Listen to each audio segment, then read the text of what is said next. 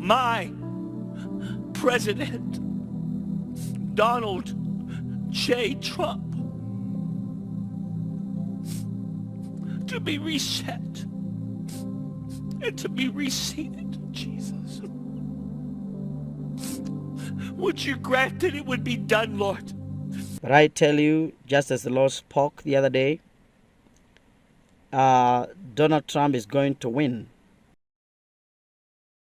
The Lord has asked me to speak about the presidential election that's going on in the US at the moment. President Trump will remain the president for another term. Donald Trump, he will remain the president for a second term.